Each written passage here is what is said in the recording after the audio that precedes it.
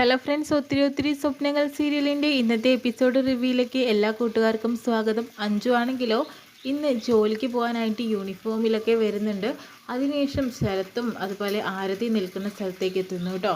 എന്നിട്ട് പോകാനായിട്ട് അവരോട് യാത്ര ചോദിക്കുന്ന സമയത്ത് തന്നെ പിന്നീടാണെങ്കിൽ ശരത്ത് പറയുന്നുണ്ട്, അഞ്ജു അഞ്ജു അടിച്ചിരിക്കുന്ന പെർഫ്യൂം ഏതാണെന്ന് ചോദിക്കുന്നു. ശിവയും അഭിയൊക്കെ അടിക്കുന്നത് തന്നെയാണ് ഞാൻ അടിക്കാറ്.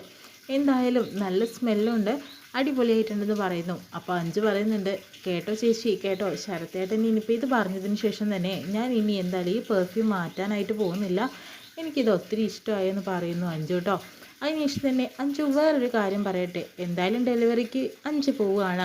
ആ സമയത്ത് ഞങ്ങൾക്ക് വേണ്ടി ഒരു ഉപകാരം ചെയ്യുമെന്ന് ചോദിക്കുന്നു. അതെന്താ വേണ്ടതെന്ന് ചോദിക്കുമ്പോൾ എന്തായാലും ഡ്രസ്സ് കൊടുക്കാനുണ്ടോ എന്ന് ചോദിക്കുന്നുണ്ട്. കൊടുക്കാനുണ്ട്, അല്ലെങ്കിൽ പിന്നെ ഒരു കാര്യം കൂടി അഞ്ചുവിന് വേണ്ടി ഞങ്ങൾക്ക് വേണ്ടി ചെയ്യോ. എന്തായാലും ഡെലിവറിക്ക് പോകുന്ന സമയത്ത് ഞങ്ങൾക്ക് കുറച്ച് കൂടുതൽ ഓർഡറുകൾ കൊടുക്കാനുണ്ട്. അതൊക്കെ എല്ലാ ദിവസവും അഞ്ച് കൊണ്ടുപോയി കൊടുക്കാൻ പറ്റുമോ? അതിനെന്താ, ഞാൻ തീർച്ചയായും കൊടുത്തോളാം എന്ന് പറയുന്നു. അല്ല, അതിന് അഞ്ജുവിന് പ്രത്യേകമായിട്ട് ഞങ്ങളൊരു സാലറി തരുന്നുണ്ടെന്ന് പറയുന്നു. പൈസയൊന്നും എനിക്ക് വേണ്ട, ഞാൻ നിങ്ങൾക്ക് വേണ്ടി ഒരു ഉപകാരം ചെയ്യില്ലേ, എനിക്കത് സന്തോഷമേ ഉള്ളൂ എന്ന് ചോദിക്കുന്നുണ്ട് കേട്ടോ. ആ സമയത്ത് ഇല്ല, ആരതി പറയുന്നുണ്ട്, എനിക്ക് എന്തായാലും ഇപ്പോൾ ജോലിയില്ല. ശരത്തേട്ടനാണെങ്കിൽ ജോലിയുണ്ടായിരുന്നു, ഇപ്പോഴും ഉണ്ട്. അപ്പോഴത്തേനും ആ ഒരു വരുമാനം കൊണ്ട് ഞങ്ങൾക്ക് സന്തോഷമായിട്ട് കഴിയാവുന്നതേ ഉള്ളൂ. പക്ഷേ ഞാൻ വിചാരിച്ചത് നമുക്ക് എക്സ്ട്രാ ഒരു വരുമാനം കൂടി അത്യാവശ്യമാണ്. നമ്മുടെ സേവിങ്സും കാര്യങ്ങളൊക്കെ നടക്കും. അതുപോലെ അഞ്ജുവിനും ചെറിയൊരു വരുമാനമായിട്ട് ഇത് കണ്ടാൽ മതിയെന്ന് പറയുന്നുണ്ട് കേട്ടോ. അതിനുശേഷം തന്നെ എന്നാൽ പിന്നെ ശരിയെന്ന് പറഞ്ഞിട്ട് അഞ്ജു ഓർഡർ കൊണ്ടുവരാനായിട്ട് പറയുന്നു. അങ്ങനെ റൂമിലേക്ക് പോയതിനു ശേഷം തന്നെ അവർ ആ ഒരു ഡ്രസ്സ് പാക്ക് ചെയ്യുന്ന സമയത്ത് അതിനകത്ത് മയക്കുമരുന്ന് കൂടി വച്ചതിന് ശേഷം തന്നെ അഞ്ജുവിന് കൊണ്ടുപോയി കൊടുക്കുന്നുണ്ട് കേട്ടോ. എന്തായാലും നമ്മൾ പറഞ്ഞ കാര്യം സക്സസ് ആവാനായിട്ട് പോവുകയാണെന്ന രീതിയിൽ ആരതിയോട് ശരത്ത് പറയുന്നുണ്ട്. എന്നാൽ അഞ്ച് സൂക്ഷിച്ച് പോയിട്ട് വായോ എന്ന് പറഞ്ഞയക്കുന്നു കേട്ടോ. പിന്നീടാണെങ്കിൽ വിവേക് അമ്പലത്തിൽ വന്നതിന് ശേഷം തന്നെ വർഷയുടെ അടുത്തേക്ക് എത്തുന്നു. എന്നിട്ട് പ്രസാദമായിട്ട് വരുന്നുണ്ട്. നിനക്ക് ഓർമ്മയുണ്ടോ, ഇന്ന് ഈ പിറന്നാൾ ദിവസം തന്നെ നമ്മൾ ആ പ്രത്യേക ഒരു ക്ഷേത്രത്തിൽ പോയില്ലേ, അവിടെ താൻ ആഗ്രഹിച്ചില്ലേ ഇനി അടുത്ത പ്രാവശ്യം വരുമ്പോൾ ഒരു സിന്ദൂരം എൻ്റെ നെറുകയിൽ തൊട്ട് തരണമെന്ന്. പക്ഷേ എന്ത് ചെയ്യാനാ വർഷ, ഞാൻ നിൻ്റെ കഴുത്തിൽ താലി കെട്ടിയിട്ടില്ലല്ലോ, പിന്നെ എങ്ങനെയാണ് ഈ സിന്ദൂരം തൻ്റെ നെറ്റിയിൽ ചാർത്തി തരാം.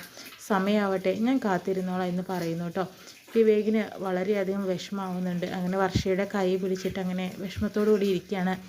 ആ സമയമാണ് പെട്ടെന്ന് തന്നെ ഒരാൾ വരുന്നത്, അതായത് അമ്മായി വരുന്നുണ്ട് കേട്ടോ. അതായത് നമ്മുടെ വിവേകിൻ്റെ അവരുടെ മകളുമുണ്ട്.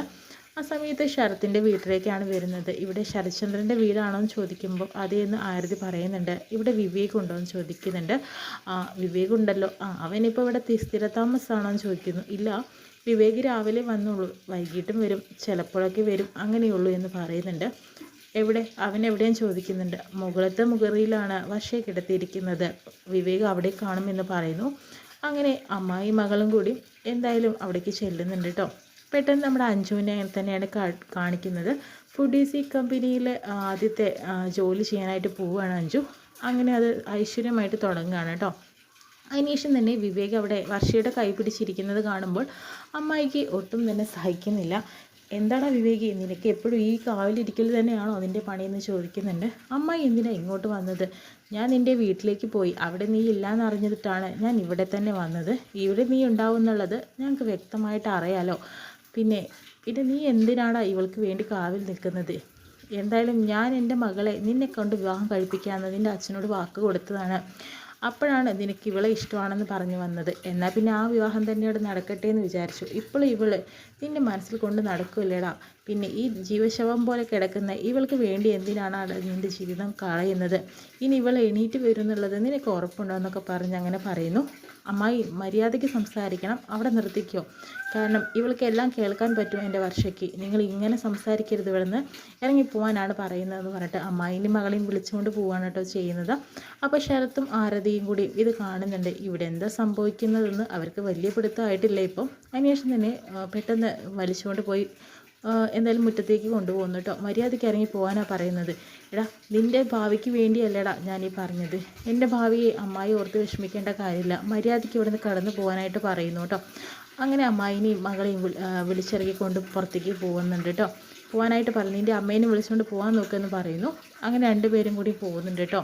ആ സമയത്ത് അബിയും നമ്മുടെ ശിവയും കൂടി വിവേക് എന്താ പ്രശ്നം ചോദിക്കുന്നുണ്ട്. വിവേകാണെങ്കിൽ ഒന്നും സംസാരിക്കാതെ തന്നെ ഇറങ്ങി പോകുന്നുണ്ട് വളരെ ദേഷ്യത്തോടു കൂടി തന്നെ കേട്ടോ.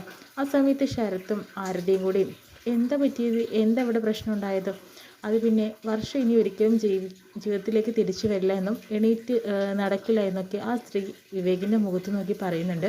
വിവേകിന് അതൊന്നും സഹിക്കാൻ സാധിക്കില്ല, അതുകൊണ്ട് തന്നെ അവരെ വിളിച്ച് പുറത്താക്കിയതാണ്, വേറെ പ്രശ്നമൊന്നുമില്ല എന്ന് പറഞ്ഞിട്ട് അവർ രണ്ടുപേരും കൂടി അകത്തേക്ക് കയറി പോവുക കേട്ടോ. പിന്നെയാണ് നമ്മൾ അഞ്ജുവിനെ കാണിക്കുന്നത്. ഒരുപാട് നാളത്തേത് കൊണ്ട് തന്നെ സ്കൂട്ടർ ഒരു പണി കൊടുക്കുക ചെയ്യുന്നത്. വണ്ടി എന്തായാലും വഴിയിൽ പ്രശ്നമായി കിടക്കുകയാണ് ചെയ്യുന്നത് കേട്ടോ. ഇനിയിപ്പോൾ എന്ത് ചെയ്യും, ഇനിയിപ്പോൾ ഞാൻ എങ്ങനെയാണ് വീട്ടിലേക്ക് തിരിച്ചു പോകാമെന്ന് ആലോചിച്ചുകൊണ്ട് വിഷമത്തിലിരിക്കുകയാണ് നമ്മുടെ അഞ്ജു. ആ സമയത്ത് അഞ്ജുവിനെയും നമ്മുടെ അഭിയെയും ശിവയാണ് കാണിക്കുന്നത്. എന്തൊക്കെയാണ് ആ സ്ത്രീ വിളിച്ചു പറയുന്നത്. എന്തായാലും ബന്ധുക്കാരെ കൊണ്ട് വലിയ ഉപകാരമൊന്നുമില്ലെങ്കിലും ഉപദ്രവം ഉണ്ടാവാതിരുന്നാൽ മതി, ചിലവരിങ്ങനെ തന്നെയാണ്, വല്ലാത്ത മൂശേട്ടകളാവും എന്നൊക്കെ അഭിയും ശിവയും കൂടി അവിടെ പറഞ്ഞുകൊണ്ടിരിക്കുകയാണ്. ഇനി നമ്മുടെ വർഷം ഇതെല്ലാം കേട്ടിട്ടുണ്ടാവുമോ, എന്താ അറിയില്ല, അകത്തേക്ക് കയറി പോകുന്നു കേട്ടോ. ആ സമയത്ത് ഇവള് എല്ലാം കേട്ടിട്ടുണ്ടാവുമെന്ന് അറിയില്ല. എന്തായാലും നീ കേട്ടാലും കേട്ടില്ലെങ്കിൽ നീ ഒരു കാര്യം മനസ്സിലാക്കിക്കോ വർഷയെന്ന് അഭി പറയുന്നുണ്ട്. നിൻ്റെ വിവേകിനെ തട്ടിക്കൊണ്ടു പോകാൻ വന്നിട്ടുള്ള പെൺകുട്ടിയാണ്. വിവേക് അവളെ ഓടിച്ചു വിട്ടു, പെട്ടെന്ന് എണീറ്റ് വന്നോട്ടോ. പിന്നെ വിവേകിനോട് നമ്മുടെ ശിവ പറയുന്നുണ്ട് അഭിയോട്, എന്തായാലും ഇവളെ വിട്ടിട്ട് ഒരിക്കലും വിവേക് പോവില്ലടാ, അത്രയും ഇഷ്ടമാണ് ഇവളെ വിവേകിന്, അതുകൊണ്ട് നമ്മൾ ടെൻഷൻ അടിക്കേണ്ട യാതൊരു കാര്യമില്ല എന്നൊക്കെ പറയുന്നുണ്ട്. പെണ്ണെ പെട്ടെന്ന് എണീറ്റോ എന്ന് അഭി വീണ്ടും വർഷയെ ഉണർത്തുന്നു. പിന്നീടാണെങ്കിലോ അഞ്ജു ആണെങ്കിലോ ആകെ പ്രശ്നത്തിൽ നിൽക്കുവാണ്. ഈ വണ്ടിയാണെങ്കിലും ഈ വഴി കിടന്ന് എന്താ പ്രശ്നം, എന്താ ചെയ്യുക. ആ സമയത്ത് വിവേകിൻ്റെ വണ്ടി വരുന്നുണ്ട് കേട്ടോ. വിവേക് വന്നിട്ട് അഞ്ജുനോട് ചോദിക്കുന്നുണ്ട്, എന്താ അഞ്ജു പ്രശ്നം, വഴിയിൽ കുറേ നാളായില്ലേ വണ്ടി ഉപയോഗിച്ചിട്ട്, അതാ തോന്നുന്നു വണ്ടിക്ക് ഒരു പണി കിട്ടിയിട്ടുണ്ടെന്ന് പറയുന്നു. എന്നാൽ താൻ വായോ, ഞാൻ ഡ്രോപ്പ് ചെയ്തോളാം തന്നെ എന്ന് പറയുന്നുണ്ട്. അയ്യോ വിവേക്, അതിൻ്റെ ആവശ്യമൊന്നുമില്ല, ഞാനൊരു ഓട്ടോ വിളിച്ച് പൊക്കോളാം, എന്താടോ വായോ, ആ ബാഗ് എടുത്തിട്ട് വാ, ഞാൻ കൊണ്ടുപോയി ആക്കാമെന്ന് പറയുന്നു. അങ്ങനെ ആ ഒരു ഡ്രസ്സ് എടുത്തിട്ടുള്ള ആ ബാഗും എല്ലാം എടുത്തിട്ട് അഞ്ജു വിവേകിൻ്റെ വണ്ടിയിൽ കയറിയിട്ട് അങ്ങ് പോവാട്ടോ ചെയ്യുന്നത്. അതിനുശേഷം തന്നെ പിന്നെ ആരതിയും അതുപോലെ തന്നെ ശരത്ത് ഇരിക്കുന്ന സമയത്ത് ആ ഒരു ഫിസിയോതെറാപ്പിസ്റ്റായിട്ട് വന്നിട്ടുണ്ടായിരുന്നല്ലോ ആ മാനേജർ, അവൾ എത്തുകയാണ് ചെയ്യുന്നത്. എല്ലാത്തിൻ്റെയും ഒരു ഭയങ്കരമായിട്ടുള്ളൊരു കണ്ണിയാട്ടോ ആ സ്ത്രീ. അതിനുശേഷം തന്നെ അവൾ വരുന്നതായിട്ട് കാണിക്കുന്നു. അവളെ കാണുമ്പോൾ ഇത്രയും നാളൊരു നേഴ്സായിട്ടാണ് അവരെ കണ്ടിട്ടുണ്ടായിരുന്നത്, പക്ഷേ ഇതിൻ്റെ എല്ലാം തലപ്പത്തി നിൽക്കുന്ന ഒരാളാണെന്നുള്ളത് ശരത്തിനും അതുപോലെ തന്നെ ആരതിക്കും ഇപ്പോഴാണ് മനസ്സിലായത്. അതുകൊണ്ട് തന്നെ അവളെ കാണുമ്പോൾ എണീറ്റ് നിൽക്കുന്നുണ്ട് കേട്ടോ. നിങ്ങൾക്ക് എന്നോട് ഒരുപാട് ബഹുമാനമൊന്നും കാണിക്കേണ്ട ആവശ്യമൊന്നുമില്ല, കാരണം ഞാൻ എങ്ങനെയാണോ അങ്ങനെ തന്നെ ഇപ്പോഴും എന്നെ കണ്ടാൽ മതി, അങ്ങില്ലെങ്കിൽ ആകെ പ്രശ്നമാവും, എല്ലാവർക്കും നല്ല സംശയം തോന്നും, അതിനൊരു ഇട വരുത്താൻ നിൽക്കണ്ട, എത്രയും പെട്ടെന്ന് തന്നെ എന്നെ ആ പഴയ രീതിയിൽ തന്നെ കണ്ടാൽ മതി എന്ന് അവൾ പറയാട്ടോ ചെയ്യുന്നത്. അപ്പോൾ ശരത്തും ആരതിയും അങ്ങനെ തന്നെയാണ് അവളെ കാണുന്നത് കേട്ടോ. എന്തായാലും എല്ലാവരും തട്ടിപ്പിൻ്റെ ഒരു മൂർധന്യാവസ്ഥയിൽ നിൽക്കുന്നവർ തന്നെയാണ്. പക്ഷേ അഞ്ജു ഈ ഒരു കെണിയിൽ കുടുങ്ങാനായിട്ട് പോവുകയാണെന്ന് തോന്നുന്നു.